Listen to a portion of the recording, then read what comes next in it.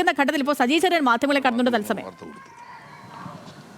നമ്മുടെ രാജ്യത്ത് RSS ഉയർത്തുന്ന വർഗീയതയെ നേരിടാൻ മതനിരപേക്ഷത ഉയർത്തിപ്പിടിച്ചേ കഴിയത്തുള്ളൂ. അതിന്ന് കേരളത്തിൽ നമ്മളത് ചെയ്യുന്നുണ്ട്.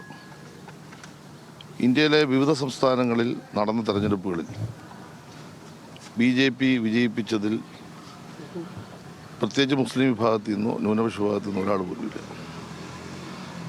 ഇത് നമ്മുടെ രാജ്യം കണ്ടുകൊണ്ടിരിക്കുന്ന ഒരു അപകടമാണ്. രാജ്യത്തെ 22% വരുന്ന ഒരു ജനവിഭാഗത്തിൻ്റെ ഒരു പ്രതിനിധി പോലും BJPയുടെ പേരിൽ ഇന്ത്യൻ പാർലമെൻറ്റിൽ കൊണ്ടുവരാൻ കഴിഞ്ഞില്ല എന്ന് പറഞ്ഞാൽ അപകടകരമായ ഒരു അവസ്ഥ രാജ്യത്ത് വളർന്നു വരുന്നു. ഇത് കേരളത്തിൽ സംഭവിക്കരുത്. ഇവിടെ RSS ഉയർത്തുന്ന വർഗീയതയെ ന്യൂനപക്ഷ വർഗീയത കൊണ്ട് നേരിടാൻ കഴിയില്ല. കേരളത്തിലെ ഇടതുപക്ഷത്തെ ശക്തിപ്പെടുത്തിക്കൊണ്ട് മാത്രമേ അത് കഴിയത്തുള്ളൂ.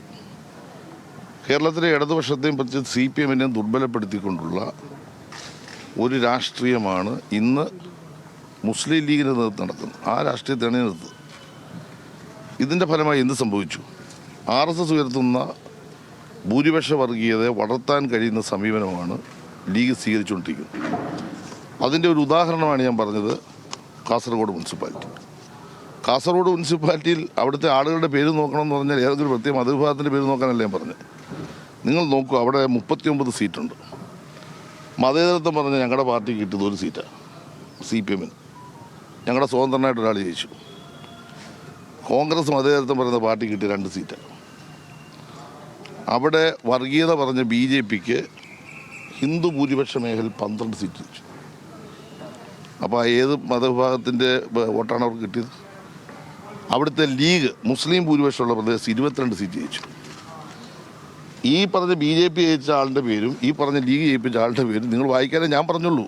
ഇതിലെന്ത് തെറ്റാണെന്ന് നിങ്ങൾ പറഞ്ഞപ്പോൾ ഏതാണ്ട് പ്രത്യേക മതവിഭാഗത്തിൻ്റെ പേര് വായിക്കാൻ അങ്ങനല്ലേ പറഞ്ഞത്? കാസർഗോഡ് നഗരസഭയിലെ ഒരു പ്രശ്നം ഞാൻ ഉന്നയിച്ചത്, ഇത് കേരളത്തിൽ ഒരു സ്ഥലത്തും വരാൻ പാടില്ല.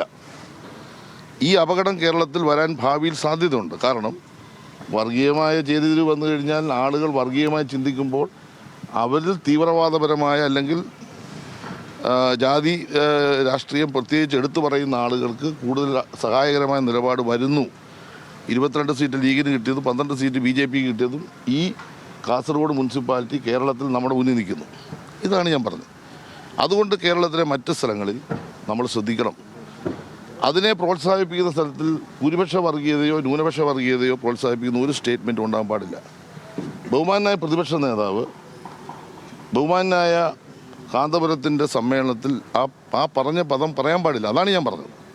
അത് അദ്ദേഹം ഉദ്ദേശിച്ച രാഷ്ട്രീയം എന്തും ആയിക്കോട്ടെ, അത് അവിടെ പറയാൻ പാടില്ല. കാരണം അവിടെ ഇരിക്കുന്ന മൈനോറിറ്റി വിഭാഗത്തിൽപ്പെട്ട 10,000-കണക്കിന് ആളിരിക്കുന്ന സ്ഥലത്ത് കേരളത്തിൻ്റെ മുഖ്യമന്ത്രിയെ ടാർഗറ്റ് ചെയ്യുന്നതാണല്ലോ ഇപ്പോൾ അദ്ദേഹം പറയുന്നത്.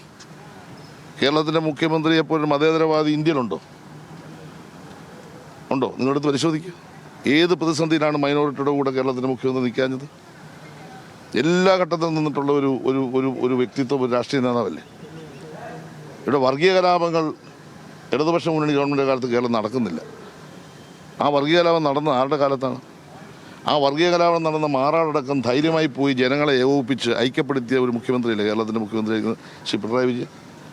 അദ്ദേഹത്തെ ടാർഗറ്റ് ചെയ്യാൻ എന്തിന് ബഹുമാന്യ വെള്ളാപ്പള്ളി നടേശൻ സാറിനെ എന്തിന് സുകുമാരൻ നായർ സാറിനെ ഉപയോഗിക്കുന്നു?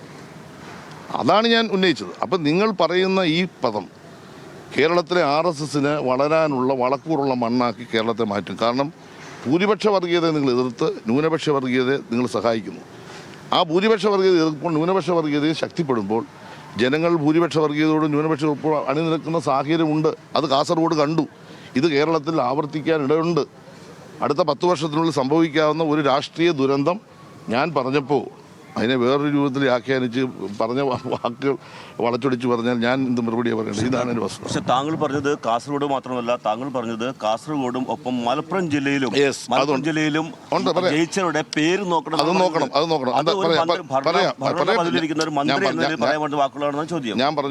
ഞാൻ പറഞ്ഞത് എന്താ? മലപ്പുറം ജില്ലാ പഞ്ചായത്തിൽ മതേതരത്വം പറഞ്ഞ CPMൻ്റെ ഒറ്റാൾ ജയിച്ചു. അതായത് മുസ്ലിം ജനവിഭാഗത്തിൽ നിന്ന് CPMൽ മത്സരിച്ച പൊന്നാനി പോലും ഞങ്ങൾ തോറ്റു. അല്ല, ഞാൻ പറഞ്ഞത് അതല്ല, ഞാൻ ജില്ലാ പഞ്ചായത്തിൻ്റെ കാര്യം പറഞ്ഞു. ഞാൻ പറഞ്ഞത് മതേതരത്വം പറയുന്ന ഞങ്ങൾക്ക് മലപ്പുറം ജില്ലാ പഞ്ചായത്തിൽ ഒരു സീറ്റും കിട്ടിയില്ലെന്നാണ് പറഞ്ഞത്. മതേതരത്വം പറയുമ്പോൾ സ്വാഭാവികമായിട്ടും ഞങ്ങൾക്ക് അവിടെ ജയിക്കണ്ടേ, ഒരു സീറ്റ് ജയിക്കണ്ടേ. ഞങ്ങൾ ജയിക്കാഞ്ഞപ്പോൾ അവിടെ ജയിച്ചത് ലീഗിൻ്റെ പിന്തുണയോടുകൂടി കോൺഗ്രസ് ആണെന്ന് ഞാൻ പറഞ്ഞത്, അല്ലെ ലീഗാണ് ജയിച്ചത്.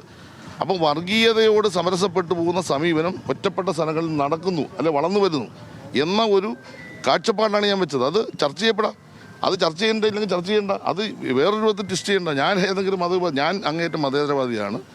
ഞാൻ ഈ കേരളത്തിൽ ഭൂരിപക്ഷ വർഗീയത ന്യൂനപക്ഷ വർഗീയത അങ്ങേറ്റം എതിർക്കുന്ന ആളാണ്.